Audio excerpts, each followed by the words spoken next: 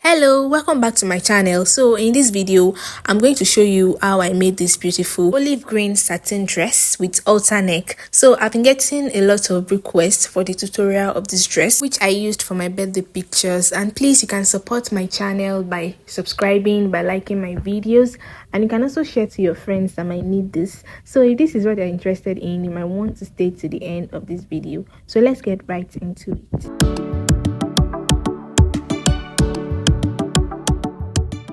So you need your pattern paper for this. So I've gone ahead to fold my pattern paper into two like this. And you can actually use any fabric for this dress. You can use your Ankara, you can use your satin, you can use your crepe.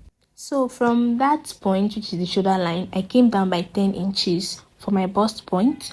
And then I came down by 17 inches for my waist point. That's my waist, where my waistline will be. And then I'm marking where the flare will start from. So I made use of 29 inches. So it depends on where you want your flare to start from and depending on your height. So for me, my flare is starting from 29 inches. So now I want to extend the lines this way. So I'm going to extend the lines. So this is the bust line, the waistline, and this is the M, or where the flare will start from. So from the waistline, I'm coming down by 8.5 inches. That's 8.5 inches. So that is the hip line. Can you see what I'm doing? So I'm also going to go ahead and extend the line this way as well. So that is the hip line.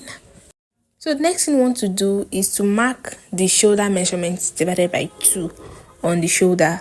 So this is it. For me, it is 8 inches. So on that point, I came down by 1 inch. So after that 1 inch, I'm coming down by 8 inches for my armhole depth. So now I'm just going to go ahead and extend the armhole depth line this way. So now I'm just going to extend the chest line like this. So before we draft the neckline, let's input all our body measurement first, and then we'll come back to that neckline later. So on this chest line, I'm going to mark my bust measurement divided by 4, and then I'm adding 1.5 inch for my stitching allowance. On the waistline, I'm adding my waist measurement divided by 4, and then I'm going to add 1.5 inch for my stitching allowance. So on the hip line, I'm marking my hip measurement divided by 4 as well, and then I'll add 1.5 inch stitching allowance. So at the hem, we are marking the hip measurement divided by 4 as well. So let us mark it first, and then I added the 1.5 inch stitching allowance, but then I'm just going to minus ½ inch from that point. So we're going to connect it to the hip line. So I removed that ½ inch, so the hem of, or where the flare will start from, will not be too wide. So that's why I did that. So can you see the way I connected it to the hip line? And then I'm connecting the waist to the hip with my curve rule like this. So I'm also going to connect my bust to the waist like this as well. So I'm just using my free hands to conceal and remove the sharp edges. So now let's draft the neckline. So from the shoulder, I came down by 4.5 inches. So for the neck depth, I'm using 4.5 inches. So I'm just going to connect in a straight line from that point, from the actual bust measurements divided by 4. I connected it to that point. Can you see? So don't connect it straight to your allowance. Can you see the way I connected it? So that's basically all for the drafting of the front pattern. So I'm just going to go ahead now and cut it out. So this is what it looks like. Can you see? After opening it up, can you see what it looks like? So now let's draft the back pattern. So as you can see, I've gone ahead to draw out all the vertical and horizontal lines. So this is the bust point, this is the waistline, and then from the waistline to the hip line is 8.5 inches, and then the length is 29 inches. So it's just exactly what I did for the front, and the only difference is that I added 1.5 inch for the zipper allowance. So all our measurements will be starting after the zipper allowance. So I'm marking my shoulder measurement divided by 2 now.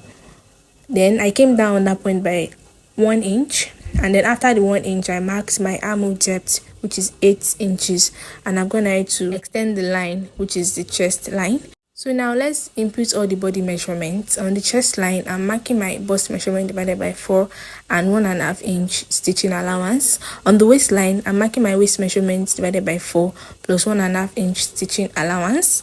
On the hip line, I'm marking my hip line divided by 4 and 1.5 inch stitching allowance. So I'm marking the same thing on the hip line, also at the hem, just that I'm removing half inch from the hem. So instead of adding 1.5 inch at the hem for stitching allowance, I only added 1 inch. So everything is basically what we did at the front.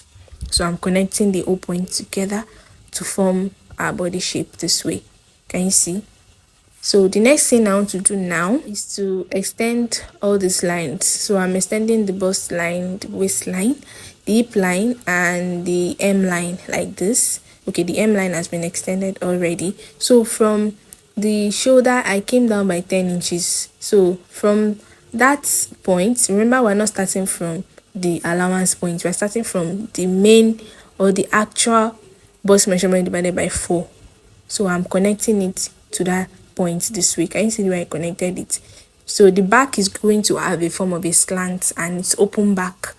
Remember, it's an halter neck. So on the waistline, I went in by 0.75 inch and then I connected it in a slant manner upwards and downwards. So remember, if you watch my videos very well, I normally do this to eliminate zipper bulge. So that's all for the drafting of the back pattern, and this is what it looks like after cutting it out. Can you see the way it looks like? I cut out the zipper bulge area. So let's open up the front pattern. So if you place the front and the back pattern together, can you see that it is equal? It's equal on both sides. So this is what it looks like.